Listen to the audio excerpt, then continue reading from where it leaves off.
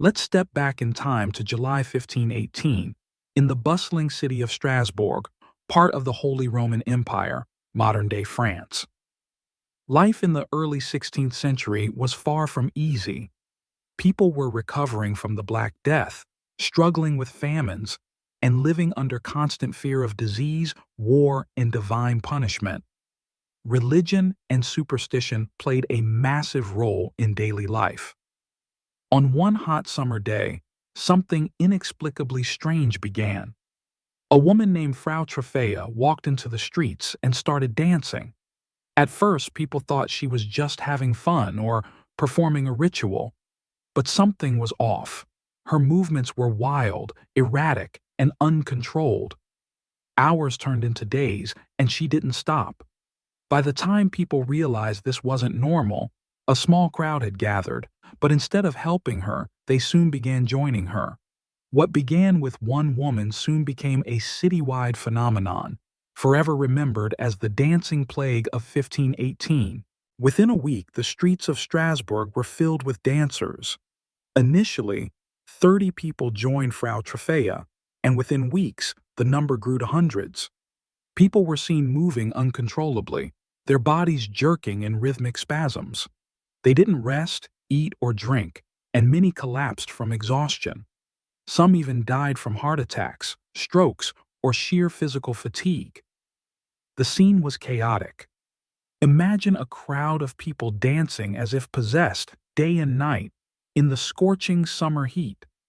The atmosphere must have been terrifying for onlookers, who couldn't understand what was happening. Was this a curse? A punishment from God? A mass possession by demons? Local authorities were desperate for answers. Initially, they consulted doctors, who diagnosed the condition as hot blood, a supposed imbalance that caused excessive bodily heat. Their solution? More dancing. Yes, you heard that right. Officials believed the dancers needed to dance it out.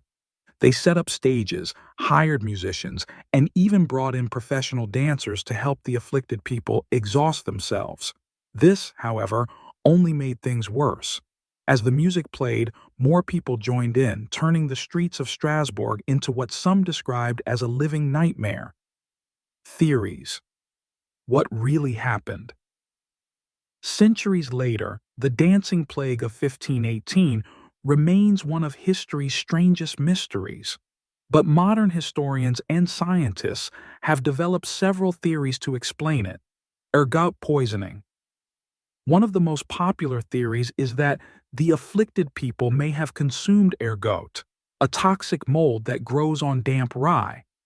Ergot contains chemicals similar to LSD, which can cause hallucinations, muscle spasms, and irrational behavior. While this explains some of the symptoms, like the uncontrollable movements, it doesn't account for why the victims danced specifically or why the outbreak was so prolonged. Mass hysteria.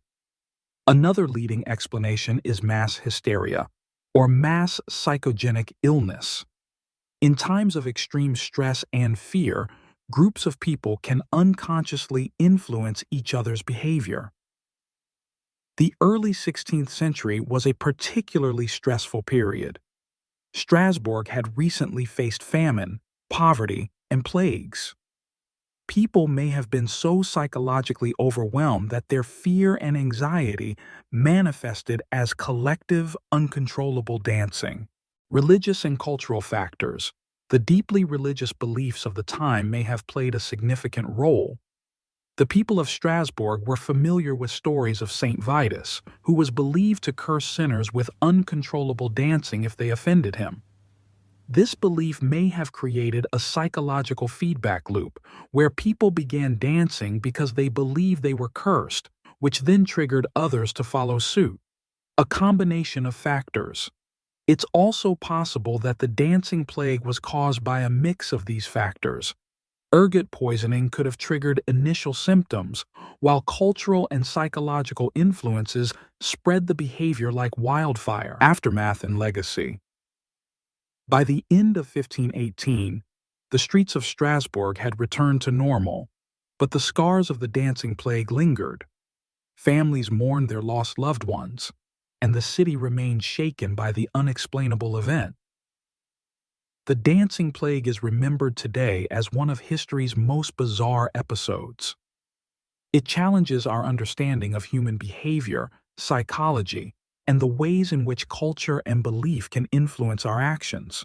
Even now, researchers and historians debate its causes. Could something like this happen again? Perhaps? History shows that mass hysteria and strange social phenomena can emerge in moments of extreme stress. In the end, the dancing plague of 1518 is a haunting reminder of how mysterious and fragile the human mind can be. It's a story of fear, desperation, and the inexplicable, a true historical enigma that continues to fascinate us centuries later.